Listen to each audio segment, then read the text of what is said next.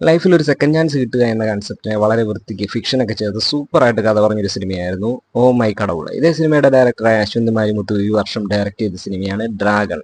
അഭിനയിച്ചിരിക്കുന്നത് പ്രദീപ് രംഗനാഥൻ, കയാതുൽ ലോഹർ, അനുപമ പരമേശ്വരനൊക്കെയാണ്. ഒരു സൂപ്പർ മൂവിയാണ്. Content is king എന്ന് പറയുന്ന പോലെ തന്നെ ഈ സിനിമയുടെ കണ്ടന്റ് ആണ് ഇതിന്റെ മെയിൻ എന്ന് പറയുന്നത്.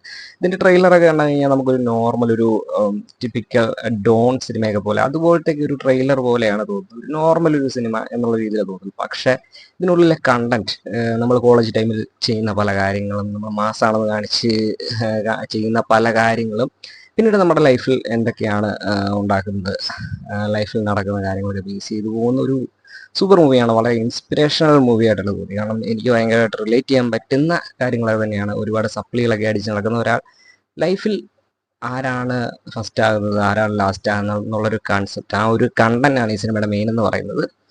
വളരെ മികച്ചൊരു പെർഫോമൻസ്. പ്രദീപ് രംഗനാഥിനെയും കയാതുൽ ലോഹർ, ഇപ്പോൾ നാഷണൽ ക്രഷായിട്ട് മാറിക്കൊണ്ടിരിക്കുന്ന കയാതുൽ ലോഹറിൻ്റെയൊക്കെ നല്ല പെർഫോമൻസുകളൊക്കെ ഉള്ള നല്ലൊരു സിനിമ തന്നെയാണ്.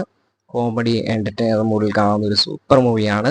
ഓമൈ കടവുള പോലെ തന്നെ അതുപോലെ തന്നെ അത് അത് വിത്ത് ഫിക്ഷൻ ആണ് ഒരു സെക്കൻഡ് ചാൻസ് എങ്കിൽ ഇത് ഫിക്ഷൻ ഇല്ലാതെ ഒരു സെക്കൻഡ് ചാൻസ് എന്നുള്ള രീതിയിലേക്ക് ഒരു സൂപ്പർ മൂവിയാണ്. കാണാതെ കണ്ടു നോക്കാം. ഒന്ന്